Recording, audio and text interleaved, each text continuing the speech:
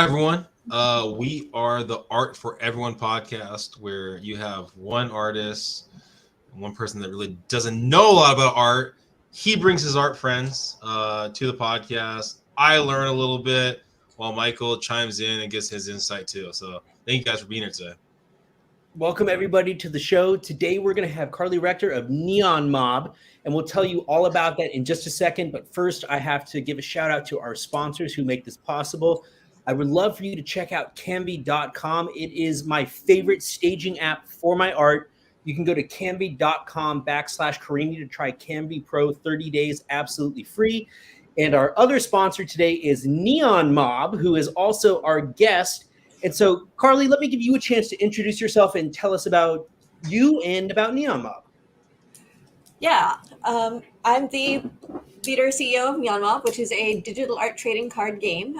It's a place where artists can come in and basically create their own virtual card sets of their art. And then people come in and can collect and trade them for free.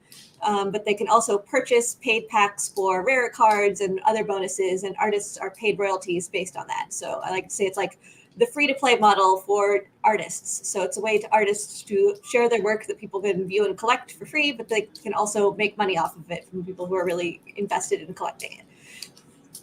And it really adds a new element to artwork too, because we can make paintings, things like that. But sometimes it's like, well, we make a painting. What can we do with it beyond this? But now you brought it into the gaming world. So there's a whole new aspect to it and a lot more fun.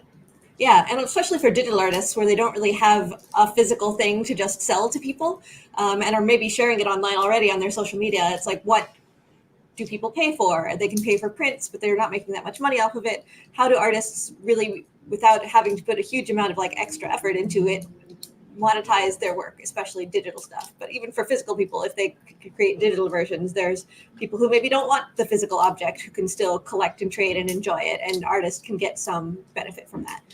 Well, I know something we were talking about beforehand, right? The NFTs, right? Because looking at your website, looking at Instagram, and that was the first thing that popped in my head. I was like, okay, NFTs.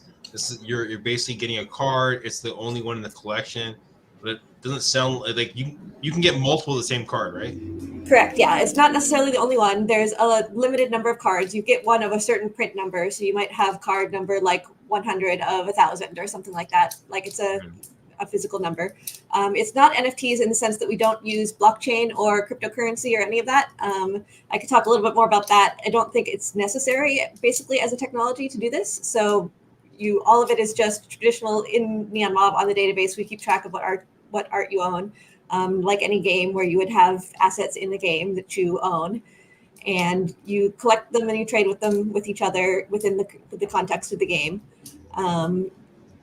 There's also a technology that I developed actually before I acquired NeonMob, which is a different way of making unique digital art that's sort of portable, that's not NFTs. So while NFTs, you have sort of the proof of ownership decentralized, distributed on a blockchain. With my technology Cosign, you have a signature in the metadata of the file itself. So you can just sort of take your art file wherever you want. And it proves that you bought it in some way and is a unique digital file in that sense.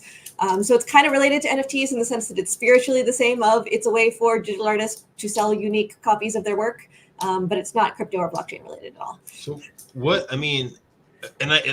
something that we've talked a lot in this thing where it's like people buy off emotion, right? With the artwork, right? I mean, Michael, you talk about it, right? People see your emotion, they buy off it, they have it up on their wall, things like that. With your platform, is it mostly like people have it on their phone, or are they just, hey, I'm going to sit back and relax on my iPad and look at what I've collected? Or what's like the usual user look like, I guess? Yeah, people play it on their phone. They can also play it online. The sort of main aspect is opening packs. You have one basically free pack an hour that you can open, and then you open it and you see what cards you get. And you can open a certain number from each series a day. So you have to collect across multiple artists, and you sort of build up your collection. And some of the stuff that we're hoping to do more going forward is building out more of the sort of curating and displaying your collection and doing cool stuff with it.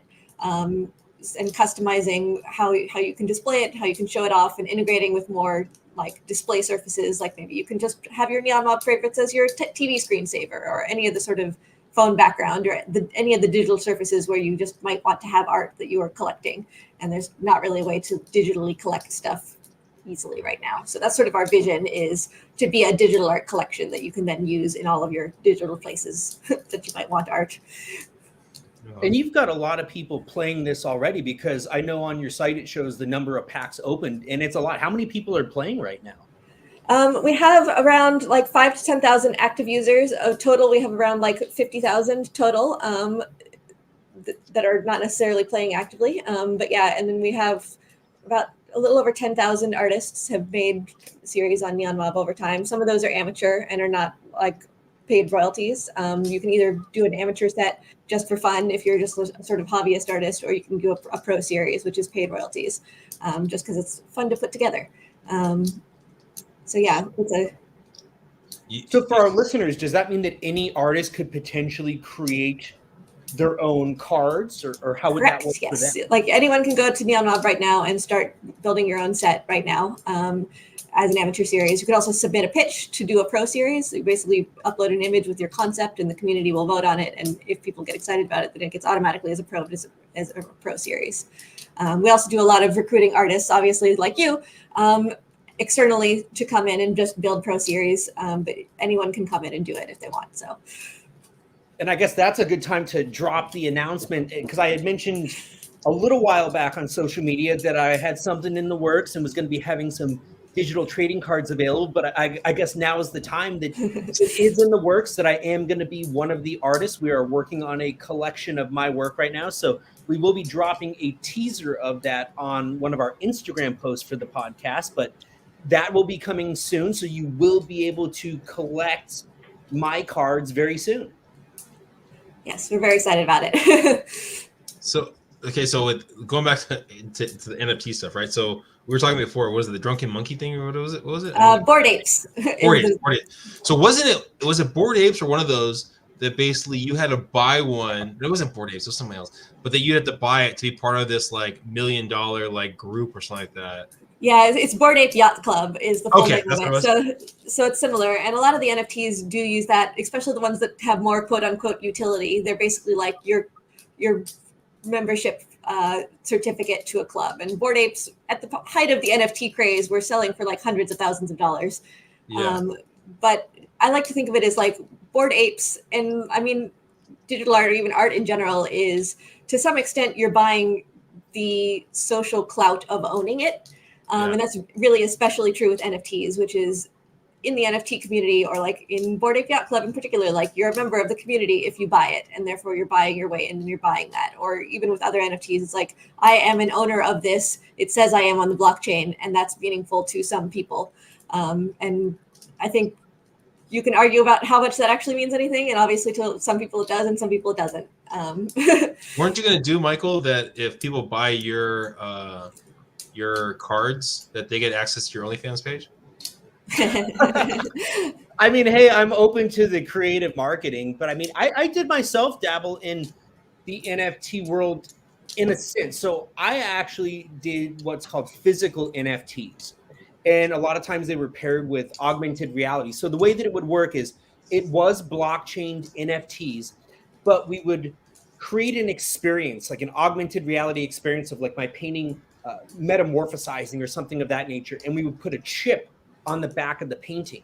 And when you would scan the painting, it would read the chip and then activate this immersive experience. So it was kind of fun. So I never did just the traditional NFT where it's just the digital, but I did kind of move into that realm for a brief period of time to explore that. And, you know, we are in such a digital age that it would be foolish of me to discount that or the possibilities of moving into that realm, because we are immersed and surrounded by technology. We're moving into a time of AI art. So I think that artists at least need to think about these things and ways to work them into their artistic journeys.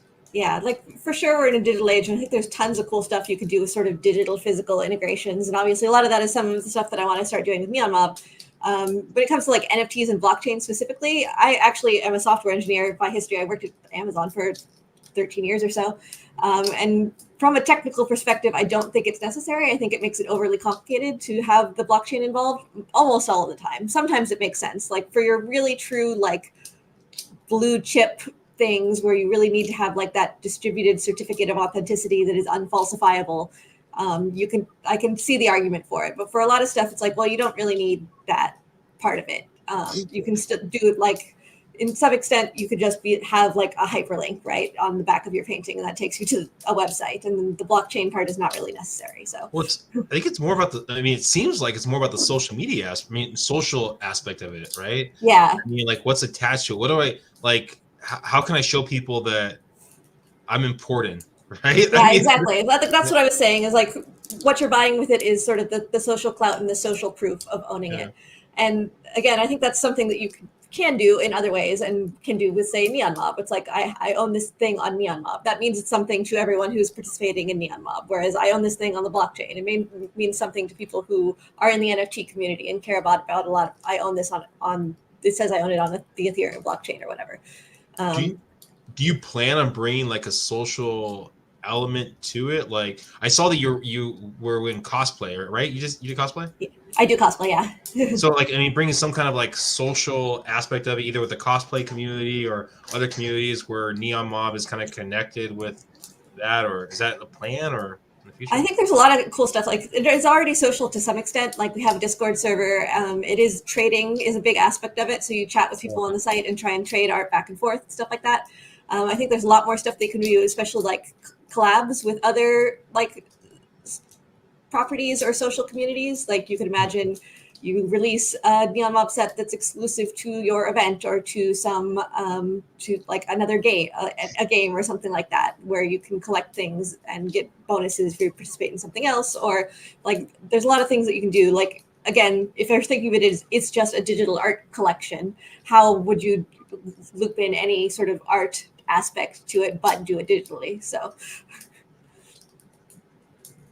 And I want to go back to something you were talking about, because we were talking about the social aspect of collecting digital art. And that is something I actually hadn't thought about for artists that do exclusively create digitally, is that they can create prints, which is something that I do as a fine artist. But I think that I always miss out on the fact that there's not really an original in a sense that there is for an acrylic painting. And then also the social aspect of it, because I think that a lot of times in terms of collecting fine art, like acrylic paintings like my own, a lot of it is that social aspect, because you look at a painting and you're like, well, what's the real value of that? And it's just what somebody's willing to pay for it. And a lot of times people, big collectors, will collect as a means of a status symbol, to be like, oh, I have one of so-and-so's works and one of so-and-so's works. Like the banana that sold for so many thousands of dollars, stuff like that. It's a status thing more than the value of the actual artwork. I think that's the third episode in a row we've talked about the banana. Maybe fourth. See, but it gets attention. Yeah. You know, it's something that people know, and it provides context to things. Yeah, and it's like art in general is like, it's worth what people value it, right? Like it's not, you're not buying a canvas with some paint on it. That's not the physical value of it. It's like the sort of emotional value and the artistic value and what people value, and that can happen digitally too. There's just not like a great mechanism for that right now, is how I think about it, because it's not like you can go, if you like a piece of digital art worth $10,000, like I would go buy this if it was a $10,000 original acrylic painting. There's no way to do that right now. Like there's nothing that makes sense to buy for $10,000 if it's a piece of digital art. Sense in whatever sense that people are thinking about it. So that's kind of the angle that I want to take on it, and why I think of it as like free to play for art, where like a free to play game where you can spend a whole lot if you really want to get all of the cool things in the game. And otherwise you don't have to. You can experience the art, but if you really like it, you can spend a whole lot on it. And giving that sort of avenue for digital artists to make more money the more people like their work, which doesn't really exist right now. So with NeonMob and the more exclusive limited edition type cards, what type of price points are we looking at for those? What do those range? Yeah, so right now it's, like I said, it's not really buying individual pieces of art. It's a trading card game. So people will buy packs, which don't actually cost very much. It's like $5-7 for some of even the higher ones. But it basically is a pack of 6 cards that gives you slightly better odds of getting rare cards. So in some of the bigger sets where you have like legendary cards, which are very rare, or the ones that are particularly limited, people will be more incentivized to buy the packs of rare cards. And so it's sort of the randomizedness of it means either you have to put a lot of effort into it, like trading and stuff like that, or you can pay more money. And sort of the in-game economics of it are something we pay a lot of attention to and have done some changes to recently to sort of incentivize more of that purchasing. We also want to and plan over the next few months or so to expand more into like add-on features at the end. So it's like, I own this piece and maybe I want to sign it, co-sign it using our technology, or I want it to have like a cool frame, and therefore I will buy that sort of digital upgrade to it, and that will also pay artist royalties and stuff like that. So, okay. And so, as a trading card game, like because you mentioned that you buy a pack, essentially, you can't guarantee that you're going to get the card you want. Yep. Say you find somebody else playing the game, they have the card you want. Can you buy that card from them, and can they set the price for that? Yeah, not currently. We don't currently have any sort of marketplace like that. We've discussed it a lot, and one of the reasons that we don't have it right now is because we've gotten a lot of feedback that makes it much more of a less fun game and a less artistic game, because a lot of the fun of it is, I like this piece of art, you don't actually care about that piece of art, I'll trade you this one for that one, and like it's all about what you personally value the art that you're trying to collect, and therefore you can come up with a trade that seems mutually beneficial because it's about how much you like it. Whereas if you had like a market value on each of the cards, it's like, well, I'm losing money by doing this trade, and becomes less fun, I think. So yeah, we already have to worry too much about money these days, don't we? Yeah. Well, it sounds like it'd probably be good for like young adults or kids, right? Like if you have a parent that you want them to get into the art industry or liking art, right?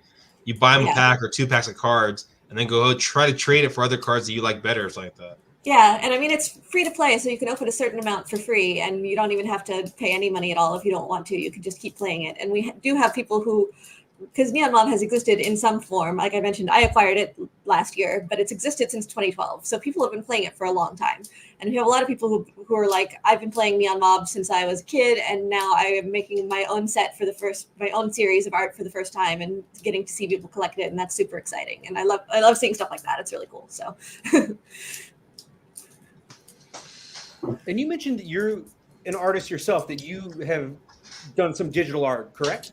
A little bit. I do some sketching. I've done some fan art. I'm not big into it. I have a lot of friends who are a lot better at digital art than I am. But Wait, is the background your art, Carly? It is not. No. No. I mean the background. Michael, the background we have, is that Carly or no? That's something that NeonMob provided. Oh, gotcha. Okay. That's for the. Okay. Yeah, the background is a bunch of cover art from some of the series that we have on NeonMob. So. Oh wow. Is there ability to? I know digital, and I know maybe this is me being an old fogey or something like that. We're going. Is there a way to print out the cards so I can have the collection at home, or is that like not really allowed? I mean, it's all sort of personal use. So in the sense that you could print anything out for personal use, you could do that. Okay. NeonMob did in the past offer physical prints as sort of an integration, and it's something we're definitely thinking about doing more in the future. It's not a huge focus because a lot of the feedback we get is like, I love having an art collection that I don't have to find space for in my house. And like people have tens of thousands of cards and stuff like that. And also with digital prints, again, it's like if you're paying like $20, $25 for a print, the artist is making like $3 from it. So it's not really Okay. You brought up something huge there with the space issue, because I was thinking earlier just today, I was like, there are times that I wish that I was a digital artist, because I'm looking at my paint racks, I'm looking at all the storage space. I think about moving my artwork, all the times that it gets damaged, shuttling it back and forth. And sometimes I just wish that I had a computer or an iPad or something with all of it just right safely in there. I mean, but the digital art, I mean, like that painting there you have right there, right? If I know you're joking about it, right? But the cost of that painting right there will be drastically less than. But I guess that you'd save money on the paint. Well, I mean, it kind of comes down to how you market it, because the truth is that in certain times and on certain pieces, Yeah. I've made radically more money off of prints and licensing deals for certain pieces than I have off of the original. It kind of depends on the piece. So as an artist in building sustainability, it comes down to finding avenues and channels to market and sell your work. And sometimes that means secondary and passive sources of income. But a digital art, right? Let's say digital art. What's the, and maybe you would know, Carly. I don't know if you would know, or Michael, I don't know. That's not NFTs, but just digital art. What's the most expensive piece that's ever sold? Yeah, well, the thing is, you don't just sell digital art like that is the thing. There's not really a way to do that right now. Because there's no sense of, I own this piece. Like, you can own a license to it. So you can like license it as a stock image or stock illustration or etc. Or you can sell NFTs, I guess, or you can sell prints, but it's not like I own this piece. Like that's what NFTs were pitching themselves as is gotcha. I own this digital piece, but it doesn't really mean that any more than anything else. So it's just like, what does it mean to own a piece of digital art? Yeah, and I think that was the big controversy because technically to officially own it, it's like, yes, it goes through the blockchain, you put it in your digital wallet. But like you were talking about a minute ago, how people can print things out for their personal use. Any one of us could essentially go online, see a picture of something, print it out and put it on our wall. I mean, it's something that I've had to deal with, and it's a reality I've had to come to accept with my own work is that in theory, yeah, but I don't want people necessarily doing that. But sometimes people will message me and be like, hey, I can't really afford anything, but I'm going through a really hard time.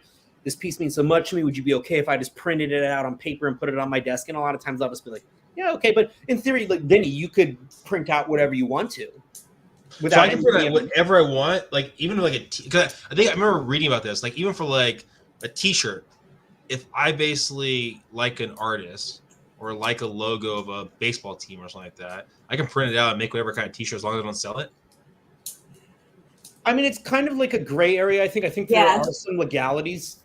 Oh, there is. Yeah, it's all about fair use, and especially copyright and not trademark, fair use stuff. And like whether you're making money off of it is one criteria. Whether it's a replacement for anything that the copyright holder is actually selling is one criteria. So yeah, it's like it depends. Oh, got you. So if they have a T-shirt or something like that already, then I could be. Then yeah, it's more troublesome. Well, and Vinnie, it's interesting that you mentioned T-shirts too, because the shirt that I'm wearing right now is my most popular design. It says, "Please buy my art. I'm not built for OnlyFans." Yeah. Now, for anybody listening, I actually am on OnlyFans, so it is a joke. But this is my most popular design. But if you Google this design, there are a lot of shops that pillaged my original design and are selling it online. A lot of shops based in China. And people are like, well, if it's really your design, you got to go after them legally. But when it comes to legal stuff, we're talking about time, money, and energy. Yeah. And when you're dealing with a shop or a company that is in another country, nothing is ever going to come of that. So I have to live with the reality that my most popular design has been pillaged, and some other people are probably making more money off of it than I am. And somebody called me out on it the other day. They're like, how do we know that you really created it? And if you go online and you look at some of these places that are selling, like I think it's on, I don't know what it's called, Alibaba Express or whatever that is. AliExpress, yeah. Yes, it's on there. My roommate pointed that out. She's like, this is a big thing, like for it to be on here. But a lot of them just pulled my design directly from my shop, and it has my little Carini Arts stamp on it. And so a lot of these shops that are selling it, it still has the Carini Arts stamp on it. So I'm like, well, in those cases, at least they left that on, so at least my name is getting out there. And that brings me to my next point. So if you are going to buy one of Carini's pieces through Alibaba, I have a code for that. I'm joking. Sorry. So it was you that took it. Okay, so hey, Carly, okay, what happens then, and I know you're not an attorney and all that kind of stuff, but what if, right, if let's say Vincent van Gogh or something like that, right? And like you wanted to make a card off of that, the person's not around. I mean, I'm assuming does someone own the rights to the style of the painting too? Like, I mean, can you probably artificially use his pieces, but have AI basically make another painting or something like that for a card? Or... Well, then you're getting into some AI copyright discussions. It's a whole long discussion we could get into. But yeah, for older artists in particular, there's some that is in public domain because copyright only lasts 95 years or so. Like there's big news recently that Steamboat Willie Mickey Mouse just went into public domain. Yeah, yeah, they're making a horror movie about that. And a lot of copyright has been extended a lot lately. There's a lot of big debates about it, but we have, in fact, on NeonMob, some public domain art series that are just like the Pomological Collection, which is a botanical drawings of a bunch of fruits that people like a lot because it's a large series of things that were like commissioned by the U.S. government from a bunch of artists, just like fruits. And there are 400 of them, and you can get the legendary pineapple, and it's a lot of fun. So there's some of those that exist on NeonMob too. And in general, public domain art is something that's fair to use, and people use that for a lot of stuff. For existing art that's copyright and whether you can use AI stuff, we can get into that one if you want. Well, so that's interesting because you mentioned public domain, and we talked about Steamboat Willie. So does that mean that like Starry Night, and you may not know the answer to this, but does that mean that like Starry Night is in public domain? Because you look at Starry Night and it's printed on anything and everything by a number of people. But I would always question, well, are the rights not maintained by maybe someone within the family type of thing where there's a limit on it, on how long copyright lasts. And like initially it was a much shorter time. Looking into it a lot, it basically is meant to guarantee that artists and creators more generally can make money off their work for some period of time, but it was never meant to be indefinite. So, and it's become a lot more indefinite as corporations own copyrights and want to extend them as long as possible, especially Disney. But it's definitely meant to be a time-limited thing and not things that are locked up forever. Because the idea is things should go into sort of the public zeitgeist at some point, and not make it like, because this is now a thing that like other people can make art of, derivative art and utilize and stuff like that. And there's always been that rule, I believe, of parody, where if you modified something like 10% or so, and it's like when it comes to art, how do you qualify what's 10% of a modification on something? But then it was fair use in that type of application.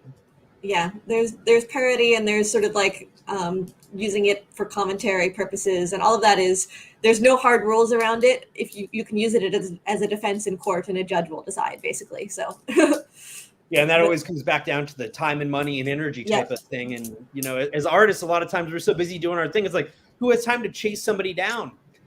Yeah, and that's, I think, one of the biggest things around AI that is interesting to me too, which is there's some stuff that is very clear infringement, but it's done on such a scale and from such individual artists a lot of the time that it's like, who's gonna chase them down for it? But then there was a New York Times lawsuit lately, so we'll see about that one. And I think that may come down to like, if it's a blue chip artist that's represented by an elite gallery and their stuff is being stolen, then the gallery may kind of intervene with their resources, and that might be taken more seriously than, you know, John Smith on the street that comes out and says, oh, well, somebody stole my image type of thing. Because I've had people tell me that before. They're like, well, you know, if somebody's using your image for something like that, you got to make sure that you fight for that. And I'm like, I got to pick my battles at this stage of my career. And there are some battles that just are not worth fighting. Yeah, I think there's a lot of that tension about copyright online. That happened with NFTs a lot too, where you saw a lot of artists being like, my art was stolen and put up as an NFT, and now I'm spending all my time like sending the MCA requests to OpenSea and not doing art because it's stolen so often. And it's a lot of problems that I think about a lot because it's happening a lot online right now. So now, what is the current market on NFTs? Because I remember for a little while, it seemed like it was the hot thing. It was trending, but we were curious if it was going to last. And I kind of, from my outside perspective, it seems like there was a big dip. And it definitely level topped. Some people will tell you it's coming back a little bit right now. I think especially in the art community and especially in the digital art community, people are really negative on NFTs, and I don't think they're ever going to recover. So, you don't think it will?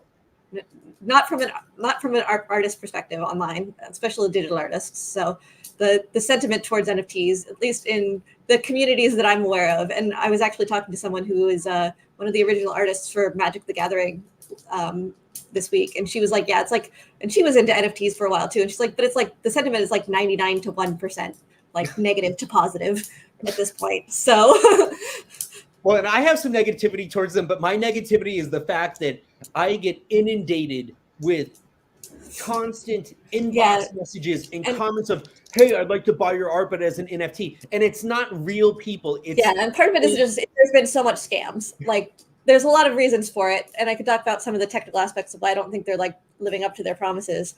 But a lot of it is just there's been so much theft and scamming around it and taking advantage of artists that people are like, this is clearly not something that is good for us. It's been a net negative so far. Yeah, it leaves a bad taste in your mouth. I mean, and it's not necessarily, in my case, having to deal with the actual NFT experience, but it's just all the requests, the fake requests for artwork that just consume so much of my time, where it's like, you know, if 1/10 of the requests that I got were legitimate requests to buy my art, you know, I'd be sitting pretty right now. But I'm spending half my day having to read messages of people saying they want to buy my art, but then on the backside, it's like, oh, I want to buy it as an NFT, and I need you to do it this way and that way. And it's like, oh, I'm so tired of hearing about it. But just because of that, not because of anything having to do actually with NFTs, but just the spam associated with them. Yeah. And there's a lot of people who are just like, they scraped my art off Instagram or on DeviantArt, and I tossed it up as an NFT. And that OpenSea, which is sort of the big NFT marketplace, announced at one point that like 80% of their NFTs were spam or fraud, in relation to they were going to make a policy change, but they ended up rolling back. So there's just a lot of that, and there's a lot of I think there was some investigation around like the people who did the original like art for the Bored Ape Yacht Club did not get paid a whole bunch because they were just commissioned to like create the assets up front, and definitely did not make any of the hundreds of thousands of dollars that Bored Apes were selling for, and like that kind of stuff. So like there's some artists who've been very successful with it, but they're by far the minority, I think. So and it's kind of like artists in the fine art world, the artists making the money, it's the top 1% that are making the vast majority of the money. So when you hear about like, oh, well, the art market made this much money this year, it is like the top 1% making 99% of that money. Yeah, and that's sort of one of the things about NFTs for me, is that it is very much a top 1% thing where it even makes sense to be useful, because the pitch of blockchain is it's a ledger.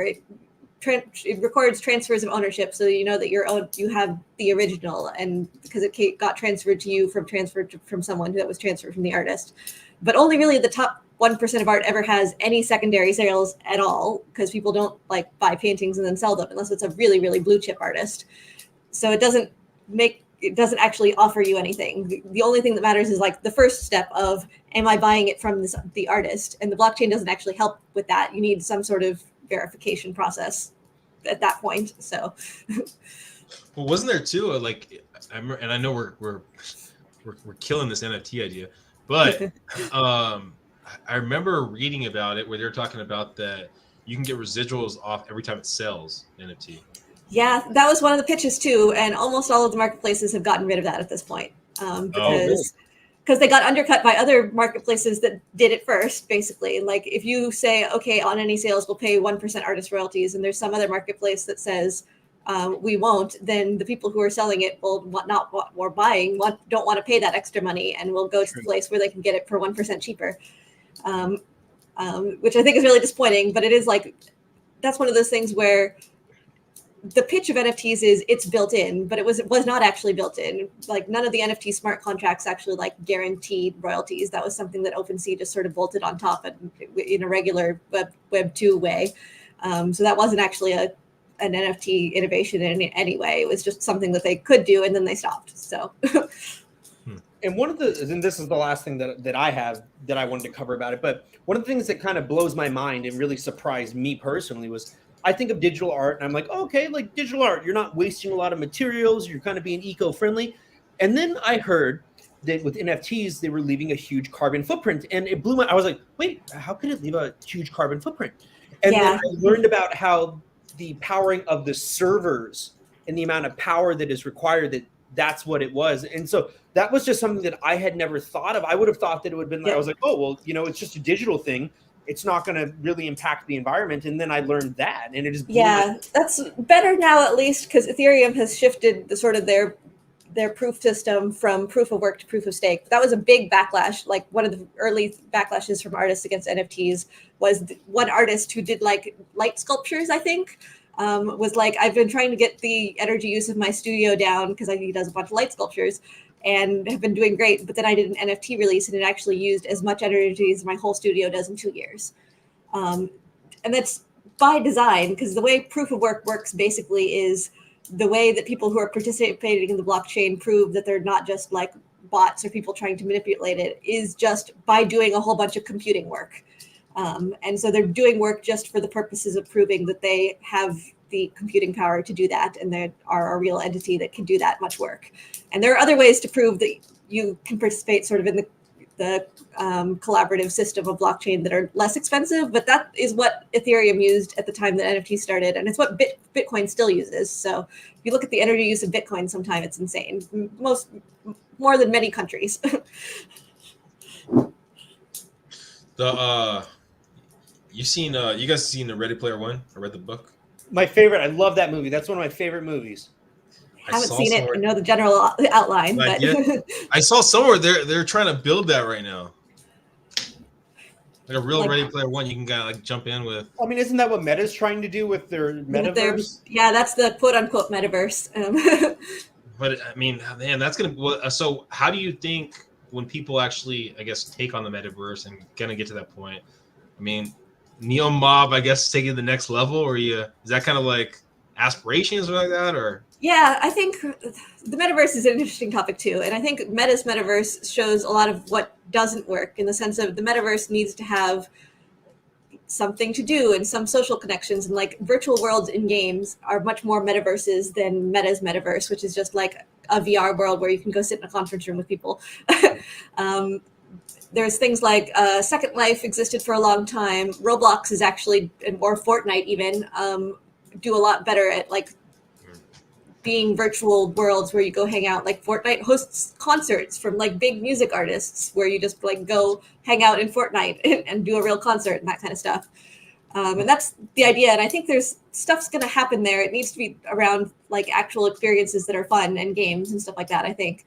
But I do think the way NeonMob ties in at some point is, again, I think you need to have a collection of digital art, because you're going to have more and more of these sort of digital spaces. And even not talking about like metaverse 3D virtual reality, like you have a banner on your Twitter profile of your art, or you like customize your profile on whatever other site such that you have a background of things that you like, or you have your user pick that is commissioned from an artist or whatever, all of that kind of stuff, where you're using art across all of your like digital spaces in some sense.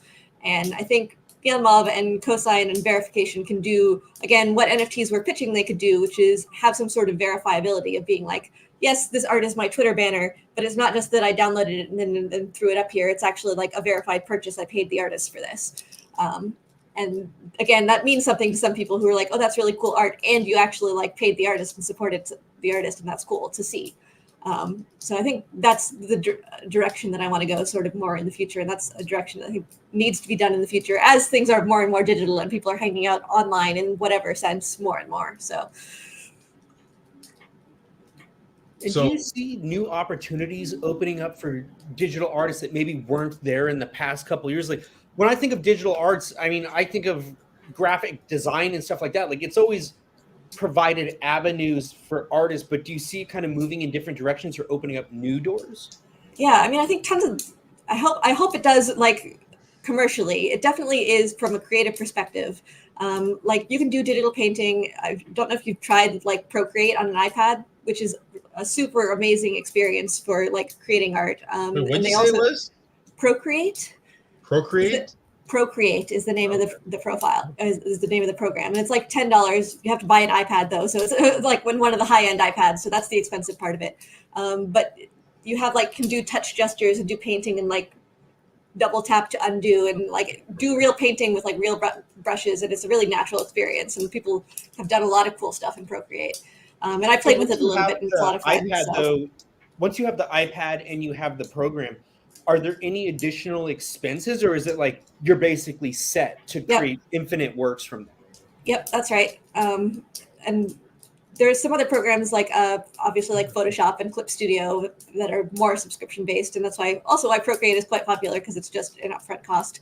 But the user experience is also just great with the touch screen and the stylus and the Apple Pencil.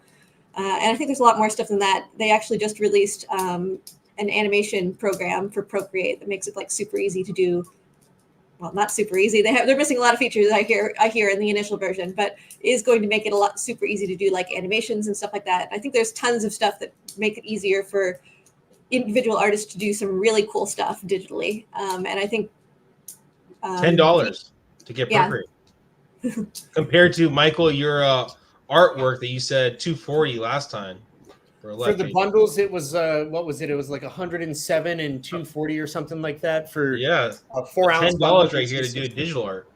Well, yeah, and I think that that's a good point too, because sometimes as a young artist, as a parent that has maybe a child that's interested in the arts, you think about material costs, and that does give them an avenue that, one, it's not going to make a mess, and two, it's like, okay, well, they are going to be unlocking infinite possibilities with this expense right here, because there's a good chance that they may already have an iPad, and then you add a program like that, and it's like, okay, there's something to occupy your time and practice. Really young artists do really amazing digital art that you can see sometimes. Like, it's like, I'm 19 and I made this in Procreate, and it's like, are you serious? And there's a lot of cool stuff. The other super interesting sort of recent thing that I like is actually like VTubers and live 2D stuff, which is building 3D models. I have a friend who actually makes a lot of assets for VTubers of like, here's a microphone with some flowers around it, or here's some like backdrops, or here's your character that you can then animate and move and stuff like that. VTubers are like, they either have eye tracking or you wear stuff so that you can like be a character that is animated with your motions as you do like live streams or something like that. So there's a lot of stuff where people will build those kind of characters and that kind of assets. And I think they're like, is it mostly anime? It's mostly anime stuff like that. Yeah. And people will like sell VTuber assets on Etsy or whatever like that. And I think a lot of new and cool stuff like that is coming up, and I hope more of it will be sort of commercially viable and make artists some money. But there's definitely a lot of more and more cool stuff that people can do digitally, just like artistically. What's your go-to cosplay? Oh, sorry. What you say? No, go ahead, Vinnie. What's your go-to cosplay, Carly? The one I wear the most, or the one that I'm most proud of, is my Lilith from Borderlands costume, because that one I did a lot of actual like.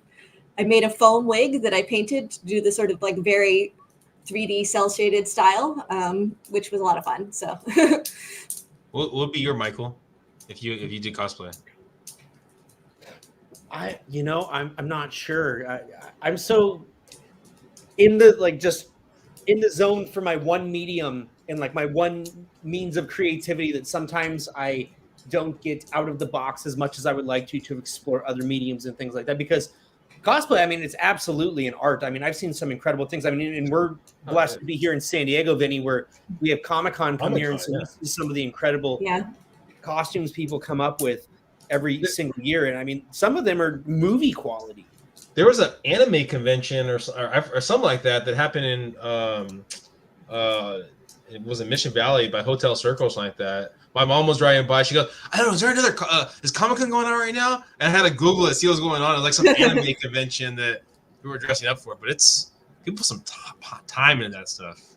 It's awesome. It can be a lot of work. Like, you can do it casually, and you can also do it much more professionally than I do. And I've been doing it for like more than a decade and have some pretty nice costumes. But I'm not up to the level of some people are doing it at. So. Do you think, I mean, talking about what we're talking about, like Second Life or things like that, I mean, how many people do you think would actually use their own avatar compared to actually making a... Yeah, that's the thing. I mean, I'm biased because I'm from the sort of like anime VTuber community online, but I think it's a lot more fun to come up with a character or come up with a presentation that is just, you can do artistically whatever you want with it, rather than just like a representation of yourself in 3D, which again is, I think, a metaverse problem. It's like people don't actually want to just like be themselves in 3D with no legs and go sit in a conference room or like bowl or whatever. They want to do something that cannot be done in real life. So that is more like more fun and expressive. Like, I mean, because I know Michael, we talked about it where, I mean, he does a lot of his stuff for social media, right? And his shirt's off and things like that, right? But he usually wearing his shirt when you're at his house, just talking to him, right? So it's his kind of cosplay personality, I think, a little bit when he's doing this stuff. When you're in your kind of like cosplay, are you a different person? To some extent, yeah. I don't go into it that much, but I do think VTubers are really interesting from that perspective, in the sense of like anyone who has to market themselves online, but especially like YouTubers or people who have to sell their personality, have to build like a personality that they are marketing online, right? Like, it's exaggerated and it's a little bit like fictionalized because they don't want to put like fully themselves online. But if VTubers are something where you can literally just like come up with another character that is not you, to be your personality is even like your live streaming video games or whatever. That it both gives you a lot less like my entire personal life is on the internet dangers, and like gives you more freedom of expression of what you do with it creatively, which I think is cool. So that's so true, because I find that with what I do, it's like I try to be honest and very candid about who I am on social media, but sometimes I have to turn the volume up a little bit so that it's like taking it from a level 2 to like a level 8 or 9 or 10, because you have to have a certain energy to be able to get people's attention and whatnot, and you have to be able to engage with people and capture their attention and whatnot. But I think what you mentioned of being able to create your own character could be so fun too, because it's like you could then project all the things that you want to from a certain level of safety and division from your actual personality. Yeah. Also, the tough part has to be, right? I mean, like, if you know how we like, I mean, I really think that, well, I know most people, we weigh ourselves against people on social media, right? You see pictures and that kind of say, oh my gosh, that person's always traveling, or that person has a great life, or whatever it is. And that has to be even harder to gauge yourself against someone else that's like in cosplay, because I mean, you're dolling yourself up, or you're making yourself look that much better, or something like that, and you're an outgoing personality. That's be even. Yeah, well, I think knowing that it's, because obviously VTubers are like straight up anime, and you can tell it's not a real person. It's an animated thing. Okay. So knowing that it's fictional and knowing that this is a character, like people intellectually know that. I think people's personalities on social media are not quite them, but it's not really the same thing. So yeah. In fact, it may be better and healthier, because it's like, okay, well, sometimes on Instagram or Facebook, we see these things from influencers or whatnot, and we make those comparisons because we're like, well, this very much feels like a real person. This is a real person. Whereas if it's more of a fantasy thing, there's an understanding that it is a fantasy thing. Mm-hmm. Yeah. Now, what are the best platforms you feel for the digital? Because when it comes to fine art, we know about Instagram, we know about Facebook, now there's Threads. But are there different platforms that are kind of more for an audience of digital art? I've been reading a lot of threads lately about like what's the best place for digital artists online, and there's not a lot of great consensus right now. Twitter used to be good, not anymore. Instagram used to be good. The people are talking about it not being great anymore. Threads, I hear, is actually getting some traction. People like, there's some more like portfolio sites like ArtStation, which does mostly like game industry portfolios and stuff like that. But they got a lot of backlash recently for supporting AI art a lot. And there was a big protest where people uploaded anti-AI images. So people are not like, there's a lot of disillusionment going around in the online art community right now. And I think people are really looking for like a better place to be. So so it's kind of a diverse in terms of the platforms people go to and like looking for a home these days. Yeah. I used to love, my favorite platform like, from all these years is still Tumblr. I loved Tumblr. My largest audience is on Tumblr. Now, not many people, or not as many people, use it anymore. Basically, once it was Yahoo that bought it, I think. Once Yahoo bought it and they started making the changes and limiting what people could post and whatnot, I noticed it go down dramatically. Yeah, it definitely went down. I think it's been coming up a lot lately, especially with Twitter killing itself. So Tumblr is definitely on the list of, in some of these threads, people are like, Tumblr actually is where I am at now. So I think people are using it a little bit more. But what about Pinterest? Pinterest, yeah. No, not a fan. Pinterest has a lot of backlash in the art community for unattributed art, because basically like you pin something and then or people will just like, I found this on Pinterest, and not attribute the artist. So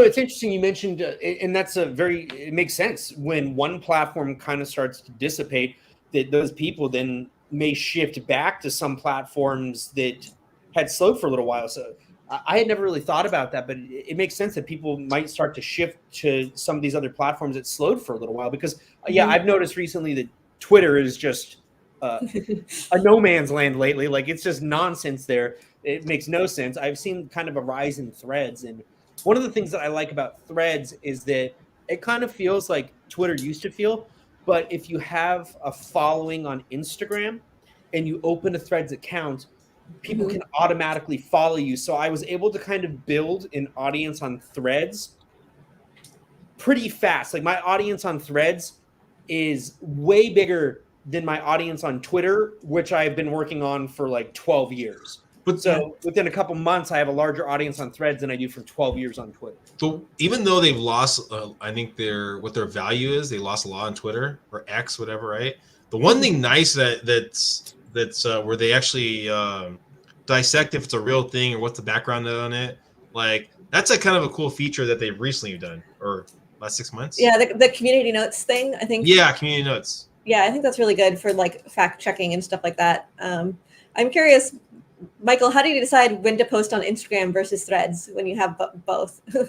So honestly, this is my strategy, and I kind of need to reevaluate my strategy because I feel like my strategy has not been working for me. So what I used to do is I would be like, okay, these are the things I need to post today. And I'm going to post it on all my platforms. I'm going to post it on Facebook, Instagram, Threads, Twitter, Tumblr, LinkedIn, Pinterest. And I kind of had to step back and realize that could be good because in theory you feel like you're reaching more people, or you may have audience that is coming from one platform or another. But people may, if they follow you on multiple platforms, may start to see the same things over and over again and be like, oh, well, I don't need to follow them on all these platforms. And so I had to start kind of looking at the platforms for what their main focus is and what their benefits are. So now I'm sometimes taking like image posts or text or things like that and posting them to one platform, but not necessarily to another. But I'm kind of having this divide because I feel like, oh, am I missing out by not posting it on everything? So I'm kind of trying to figure out the social media thing right now. But I am kind of being a little more conscientious about what I feel each platform's benefits are and trying to work to the benefits of those platforms. Like with Twitter, the one positive of that is because I am now on OnlyFans and I'm trying to figure that out because my page is primarily arts, but it is it's not adult in nature, but it's a little more provocative than what I post on Facebook and Instagram. And the reason that I opened it was because I kept getting flagged and suspended on Facebook and Instagram for doing like body paint shoots. And like last week we had a body painter on who's done stuff for Disney and has a Netflix show. And she mentioned that she gets flagged all the time too. So I love that I was able to find a platform that was a little bit safer. And Twitter is one of the only platforms that allows you to actively tag and post stuff that's OnlyFans related. So that's kind of what I'm using Twitter for a lot right now. Interesting. Yeah. Yeah. And then when it comes to digital arts, there is such a spectrum because, and I think with the art world in general too, but like you have stuff ranging from kids making art to animated stuff of an adult nature. And we're actually going to have the person that created our logo coming on a future episode who does cartoons, she does animation, she does caricatures, but she also does some stuff that is more of an adult realm. So it's interesting how digital art, it can kind of span that entire spectrum. Yep. Yeah. And I think I have a lot of respect for digital art. I think a lot of people are like, well, it's just people drawing like furries on DeviantArt or whatever, and like naked anime girls. And like, obviously there's a lot of that. I think there's a lot of that in any venue that you go into, but like, it's just a medium that is the same as any other art medium. Maybe more accessible than some because it doesn't have the huge entry costs. But I think you can create basically like the same thing that you could with any other medium. So. Wait, so there's you said, so the anime, the furries too? Lisa? Yeah. I was talking to someone recently about who was very anti-digital art and being like, well, it's not real art. It's just like the DeviantArt furry crowd or whatever. And I'm like, I thought first of all, yeah, that too, but they do a lot of art also. And actually the furries apparently are very big art commissioners. I was going to say, I actually have a lot of respect for the DeviantArt furry community because they will pay a lot of money for art of their characters that they come up with and stuff like that. So I think that dismissal is not fair, and there's a lot going on there, but also that there's a lot of like real artistic talent in the digital world. So that's crazy. So I mean, well, never mind. I may have to tap into a new market, Vinnie. No, but I'm just thinking. I'm like, I always thought that like furries were like the people that wore the costumes for that. But then I guess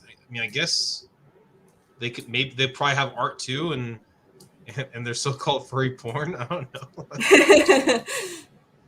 Yeah. Yeah. Interesting. Well, even not porn. Even like I came up with this cool. This is my persona. This is my wolf character that I identify with, and I want someone to draw it for me. Like. Oh yeah, that makes sense. I mean, looking to create opportunities for creatives there, absolutely. Yeah, and they're known for being very good commissioners in the art community, I think. So. I mean, I got to support anybody that supports the arts, because what I've been running into this past year in particular is that the economy got hit, and then being in San Diego, we've been named the most expensive city in the United States. And so what I noticed is that kind of across the board, people one of the most expensive.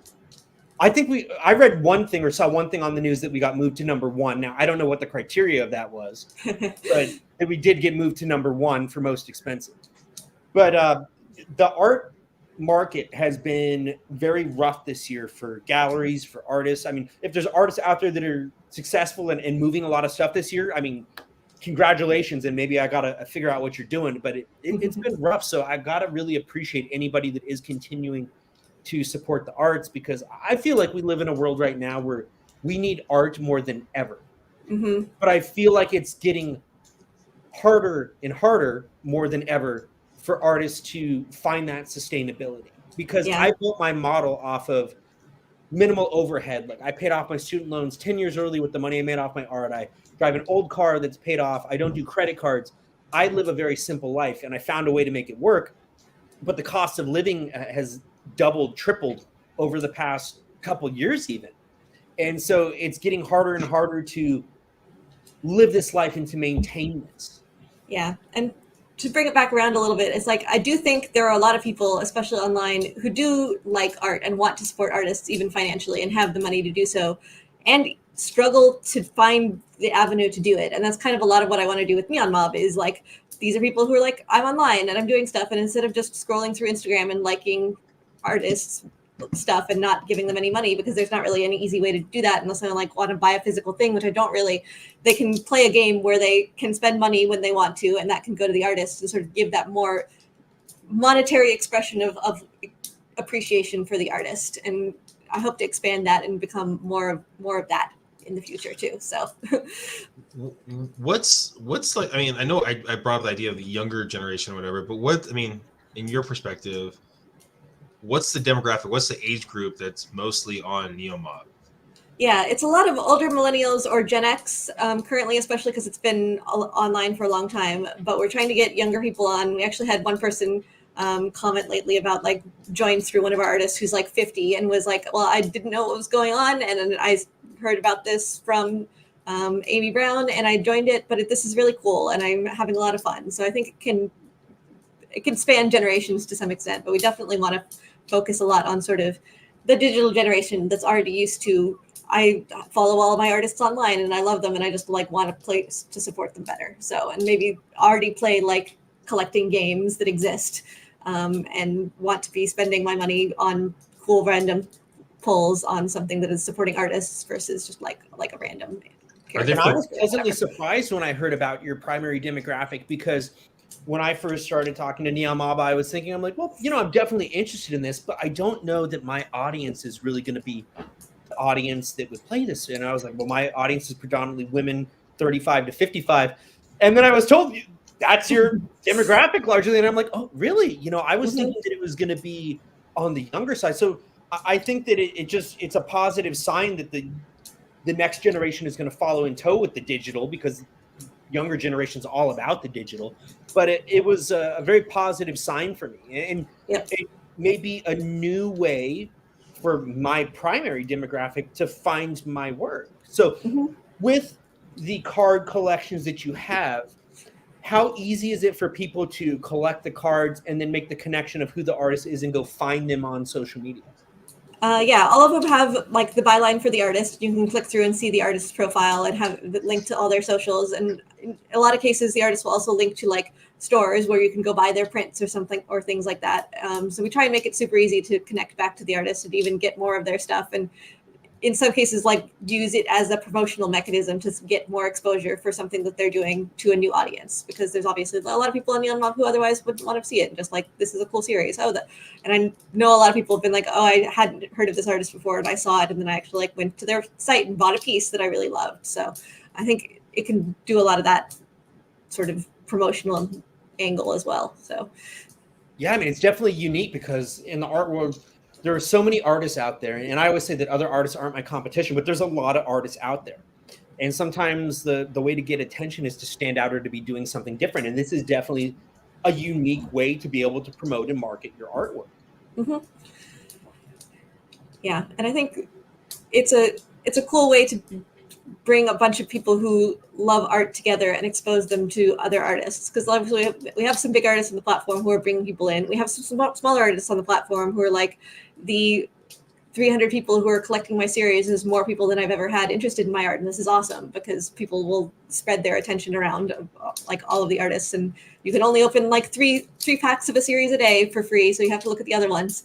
And really people getting to explore more and getting to explore more in a fun way, I think is the big thing, where it's like, you're not just scrolling Instagram, you're getting to actually like interact and open packs and trade with people and like decide what your favorites are and like play some strategic like gameplay, such that you're engaging with it in an active way versus just like passive consumption on social media, which I think That's is true. cool. So. And with what you just said, so you may sign up because there's a particular artist that you're interested in, but when you get your packs, you may learn about other artists and vice versa. So in participating as an artist, you could be introducing people to your work that came on to find maybe a different artist. Yep, for sure. And that happens a lot. So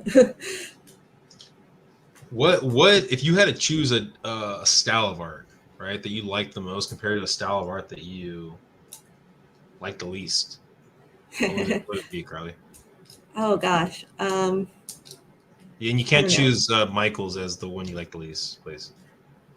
I'm a big fan of watercolors. I think people can do really cool things with watercolors. I digitally, there's so much cool stuff. Trying to think. Is there a style that you don't really care for? Paintings of apples? That's a good question. There's like, maybe I'm biased by the AI stuff lately, but there's a very sort of highly rendered digital art look that AI tends towards that looks very AI now to me, and it is kind of off-putting. So, which is sad because I also know that there are some artists who like genuinely did stuff to that style, and now they get a bunch of like, is this AI? Which is disappointing. But it's just, there's been so much of that lately, and it's so samey all the time that it becomes a little bit like eh. And I feel bad for the artists that did actually create that, because the amount of time they probably put into it versus an AI program. And so we will get into AI in a minute, but I just want to say something about watercolor real quick, because you mentioned that. And there is just something so delicate about watercolor that is absolutely beautiful. And so I agree. Watercolor is definitely up there in terms of... Michael, no one would put delicate and Carini in the same sentence. No, I definitely have some delicate works and some minimalistic works. And that kind of goes back to my time studying scroll painting, ancient scroll painting. The time and energy spent studying, mastering the techniques, and to be able to capture the essence of a story in like a singular stroke, there's great beauty to that. And that's been something that I have very much put into my work. And then I love like Sumie style stuff is really cool. Yeah. So. Yeah. And so when I do works like that nowadays, and people are like, oh, well, it's like a singular stroke, there was no effort there. But it goes kind of back to Picasso in the bar in the comments of like, it took me so many years to learn to master the technique to be able to do it that quickly, and to learn to be able to let go and to walk away. And so me personally, I'm an artist that is very technical, and I was classically trained, and I can paint anything that I want. So for me to be able to capture a story in like a singular stroke and walk away, that's a very difficult thing for me to do. And so the challenge is for me on a personal level as well. And so, I just find great beauty in that type of work. And then I also have great appreciation for Middle Eastern patterns and tessellations. That's another big influence of my work. So people that go and look at my work, if you kind of backtrack, there are a lot of historical influences that I could point out to different things, and it kind of starts to make the story make sense. But I did want to talk before we leave a little bit more about AI art, because we covered it briefly, but I kind of want to get a little bit more into that because I feel like people have backed off a little bit on just the absolute disdain for it, because I noticed there was just absolute disdain from, I feel like, the majority of artists at first, but I've found more artists defending it lately Really? than there were before, and talking about how it opens up the channels of creativity and may provide opportunities for artists that maybe aren't as physically abled, or it may help with bridging the gaps when trying to think of creative ideas and whatnot, because it can help you to kind of work things out, kind of like a sketching process type of thing. Mm-hmm. How do you feel about that? Yeah, I mean, to some extent, I agree with both of those things in the sense that I think, in theory, it could be a really cool tool in the sense that a lot of the digital art creation tools that already exist can be cool tools. Like having undo is a great benefit for artists. Having some of like content-aware like tools in Photoshop can allow you to do cool things. Like there's a lot of like automatic things in Clip Studio that are cool. I think the big challenge and the big backlash that I still see a lot in the art community versus it is how the models that currently exist were trained. Because basically they scraped art from the internet with no permission whatsoever and jumbled signatures. It will sometimes replicate artist signatures. You can see like the Getty Images logo in the generated one stuff. I've been seeing a lot of stuff on lately about like just generating basically like almost film stills from like big Marvel movies even, and like replicating stuff directly from its training data set. And there's not really a whole lot of insight into how often it's doing that right now. Like you can notice, well, this is clearly Luigi or whatever, where people are posting a lot. But if it's like a smaller artist whose stuff is in the data set, then no one's going to recognize it if it just outputs something that's almost exactly that, basically, and then just uses it. So there's a lot of like, is it fair to even like take the art and train it in the first place? Is that copyright infringement? Like I said, there's some lawsuits around that. And then there's the question of when it generates stuff, how do you know that it's not just replicating something that some artist already created that was in the training data set and you don't, is the answer to that question. So I feel like the challenge with Stable Diffusion or any of the like big models right now is that they have those training data sets that were just collected from the internet and there's not really any attribution to it. And I think that's the big problem that a lot of artists are having with it right now. So. And it's already hard enough as an artist to, like, if you want to do this full time, it's hard enough to make a living doing this. And with the current state of the economy and kind of the flood of AI images, do you feel like it is impacting the earning potential of artists? Oh, it for sure is. I've seen some artists like anecdotally even being like, the company that I was working for is now using all art for their concept designs, and so I didn't get rehired. Like directly that kind of stuff.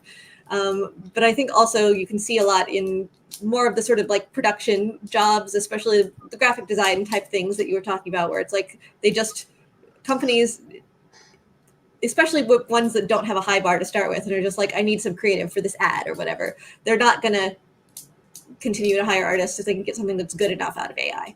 I think that's already starting to happen. And I think it'll continue happening. And there needs to be some change to how it's done, or it's going to have some really bad negative impacts on artists, I think. So yeah, I'm curious about that because I don't want to accuse anybody of being lazy, but you have artists that are trained, that put their heart, their soul into their work. There's a thought process, there's technical aspects, there's an entire process that goes into that. And then you may have somebody that, say that person got fired, someone that works for a company and just says, okay, well, we got this program. I just plug in these words and this suggestion and it kind of does it. And so again, I don't want to accuse anybody of being lazy, but in a sense, it's like you have this hardworking artist that is trained and has these processes. And then you have this person that just plugs in words. And are we making this artist that puts the heart and soul into it, are we making that obsolete?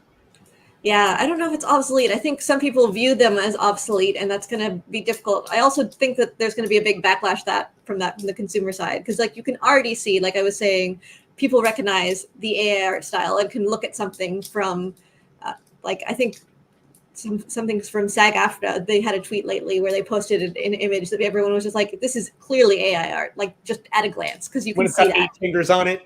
Well, no, but it had the sort of like blurring of elements into other elements that you could see, and just like the highly rendered digital art style I was talking about. So like people already people who are online a lot already recognize just like the AI style. And unless you're really working on it, it's going to come up with the sort of very middle of the road, because obviously like AI is training for the majority use case. So it all ends up looking very similar.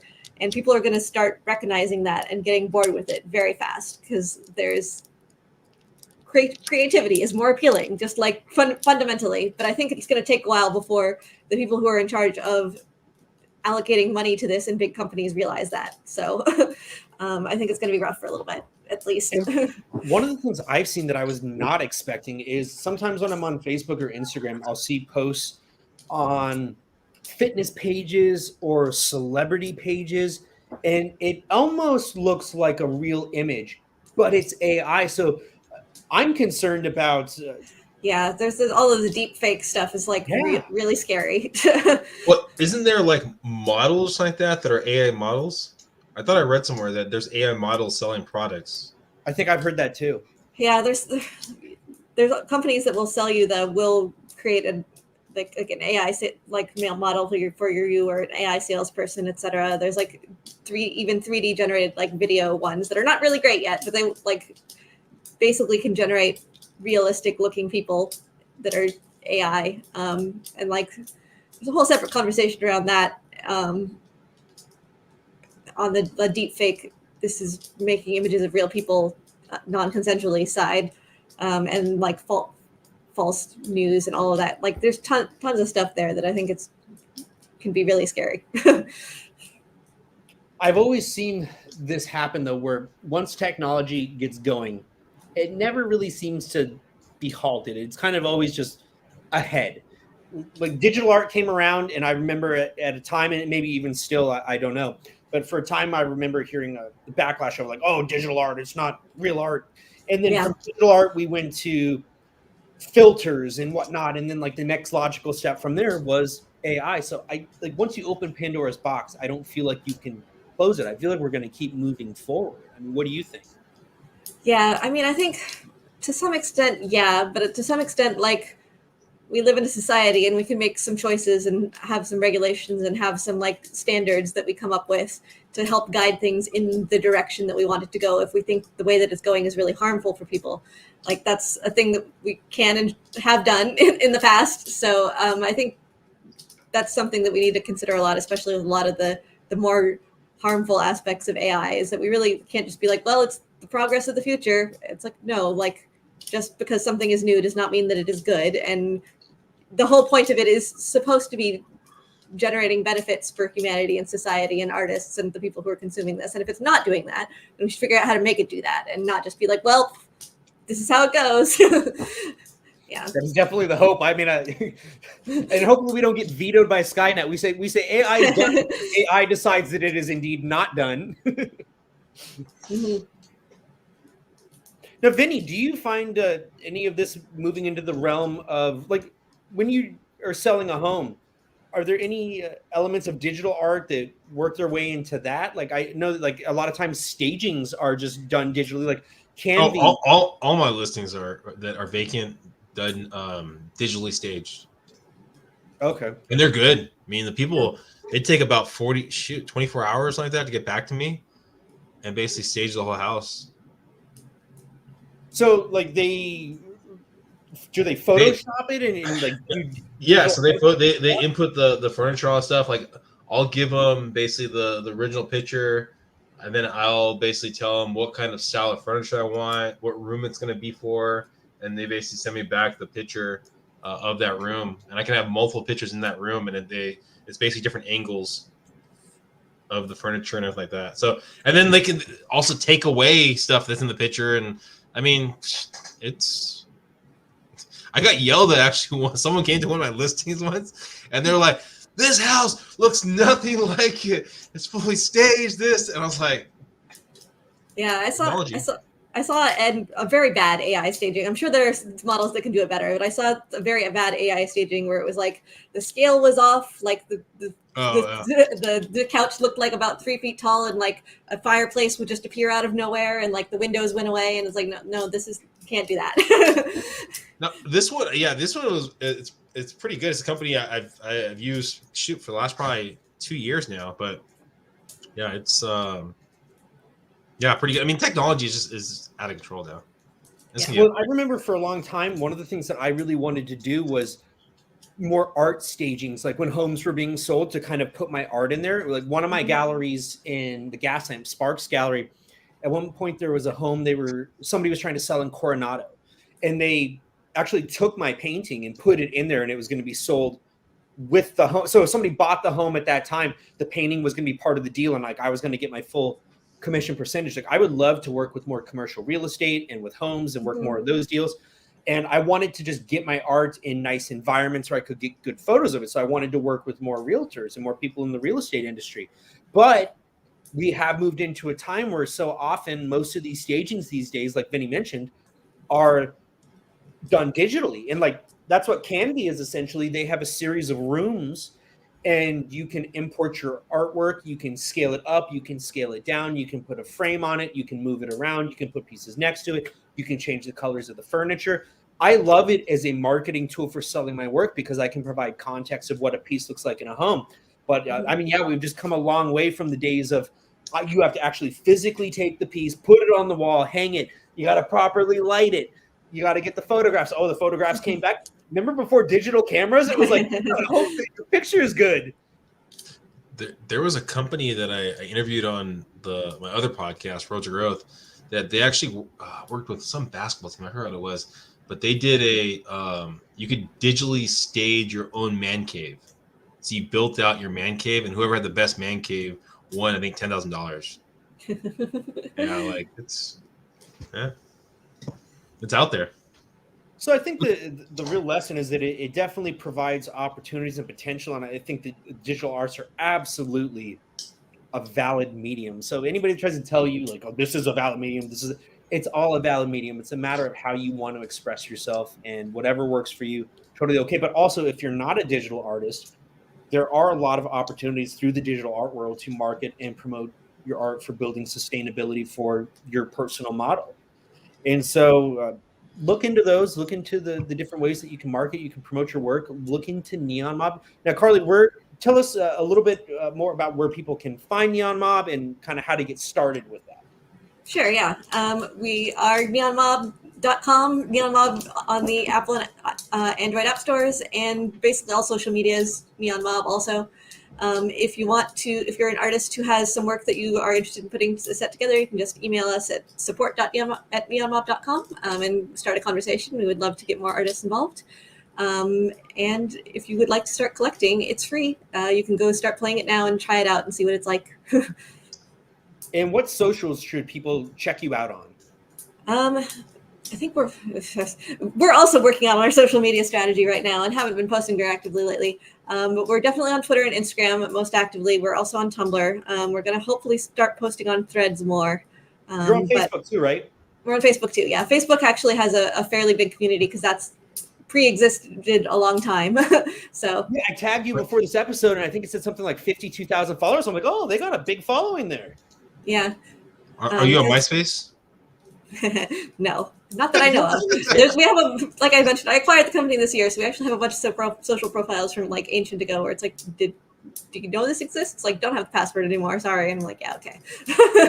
Well, you know what? Sometimes it's good to just leave that stuff up and active, because with search engine optimization and whatnot, sometimes I'll Google myself and I'll see these obsolete platforms that I no longer use, but I'll have things pop up and I'm like, well, hey, it's still doing me some work by, planting the seeds. So, well, we were talking about stuff, and I looked at Pinterest. My account got closed, so it's a sad moment in my life. Well, it's funny because you mentioned Pinterest earlier today, and Lana mentioned that last week. So I actually posted a few more times on Pinterest this week, and I looked at my analytics, and I noticed that my analytics are actually pretty decent on Pinterest in relation to my other platforms. So I'm like, you know what? Maybe that's what I've been missing. Maybe I've been steering. Like, I don't think I fully understand Pinterest and how it works. I kind of do, but not completely. And the one platform I have never been able to wrap my head around is Reddit. I do not understand that in the slightest. I think it's more of theories and like reading stuff, right? I mean, like you're like, oh, here's a theory about something. Because like my cousin will send me like Reddit stuff, and he'd be like, oh my gosh, there's this theory about blah blah blah, this thing, that take a look at this. Is that popular in the digital arts world, Carly, or no? Reddit?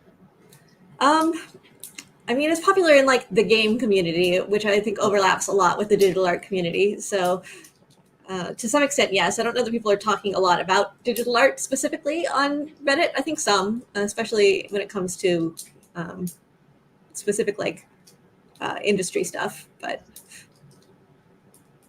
well, everybody get out there, check out NeonMob. I'm going to have my collection dropping pretty soon. I'll be sure to let you know about that. But sign up, take a look, open some packs, let us know what you think, tag NeonMob. And Carly, I want to thank you for joining us today. I really appreciate it. And I appreciate the opportunity that you have given not just me, but other artists, because you did mention wanting to create an avenue for artists to maybe get a little revenue. And as a full-time practicing artist, it means a lot to us. And so I appreciate what you are doing for the art community. Awesome. I hope to do it a lot more going forward. As not part of the art community, I still appreciate what you're doing for the art community. Thanks. Appreciate Thanks, that everyone. Thanks, everyone. Please subscribe go on NeoMob, but subscribe to Art for Everyone podcast. We do it live most Thursdays, but our podcast usually drops most Mondays. I'm gonna say most on everything, but please subscribe, please share, and go tell your friends. Everyone.